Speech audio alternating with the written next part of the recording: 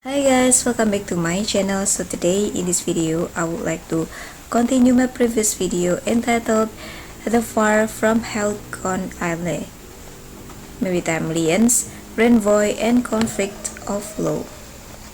So this is the second part of the video. The nature of a maritime lien.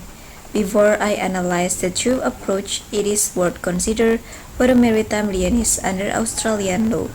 The theoretical explanations of a maritime lien begins with the bold who clothed their Sir John Jervis giving the advice of the Privy Council said that the maritime lien had its origin in the civil law, and a maritime lien is well defined by Lord Tenterden to mean a claim or privilege upon a thing to be carried into effect by legal process.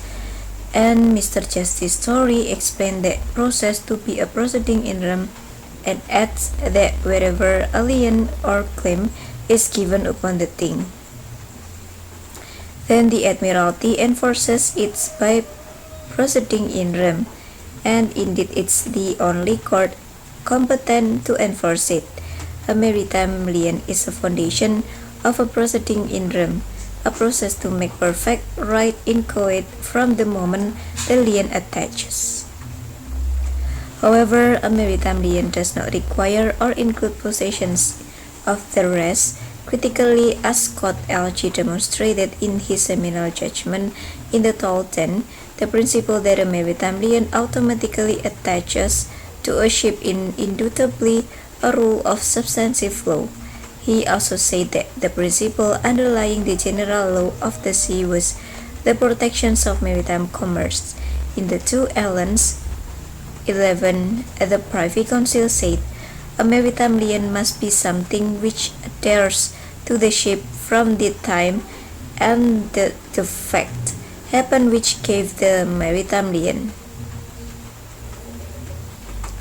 and then continues binding on the ship until it is discharged, either by being satisfied or from being lesses or of the owner, or in any other way by which by law it may be discharged.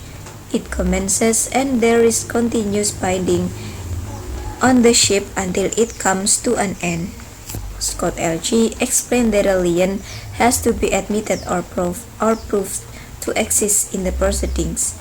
Once that condition has been satisfied, he said that the lien consists in the substantive right of putting into operation the Admiralty Court's functions of arresting and selling the ship so as to give a clear title to the purchaser and thereby enforcing distribution of the proceeds among the creditors in the order of priorities.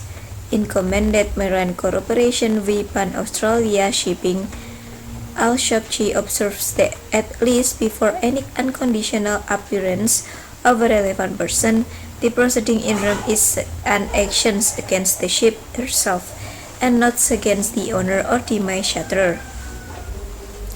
As we know, often the court exercises admiralty jurisdiction because of the advantageous and transient presence of a ship in the local waters.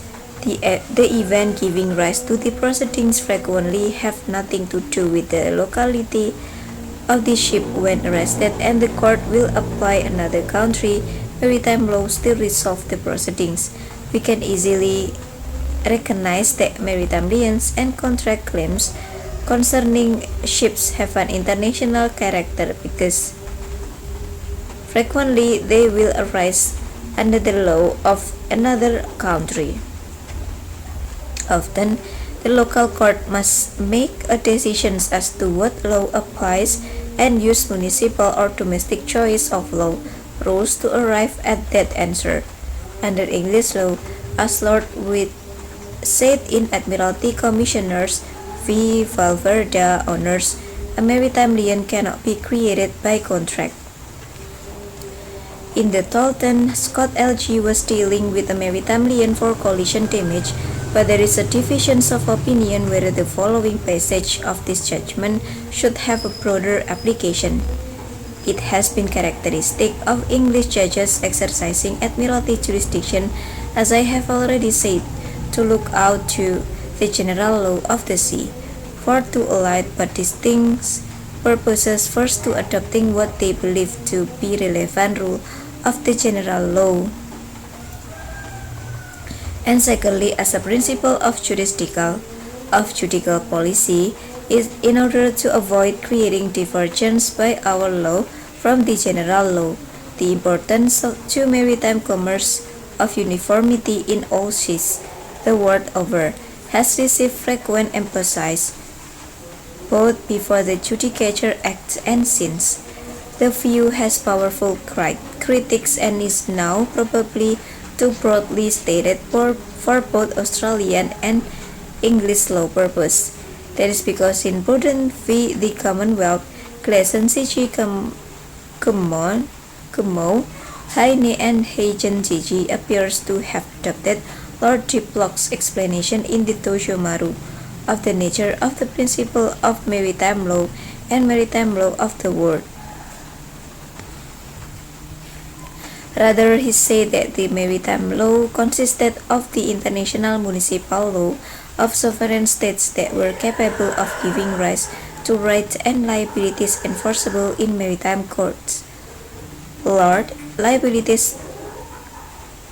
Diplock observed that those international municipal laws relating to what happens on the sea may show greater similarity to one another than in respect of laws relating to what occurs on land.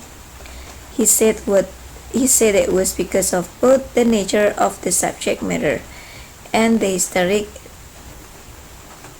derivations of those municipal laws from sources common to many maritime nations. He concluded, but the fact that the consequences of applying to the same fact the internal municipal laws of different sovereign states would be give rise to similar legal right and liability should not mislead us into supposing that those rights or liabilities are derived from a maritime law of the world and not from the international municipal law of a particular sovereign state. Also, Al-Sabchi drew on these remarks to emphasize that the international character of the admiralty and maritime jurisdictions of Australian courts under S. 763 of the Constitution, and then the law that provide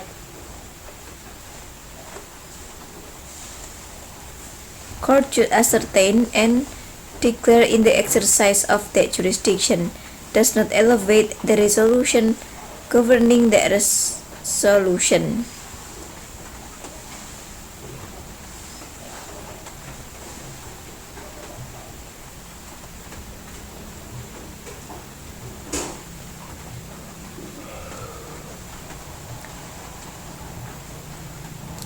Above the municipal law and its context, these authorities highlight the needs to keep in mind the distinction between a court's jurisdiction in the sense of its authority to decide a controversy derived from its municipal law and the choice of the law applied to the vessel.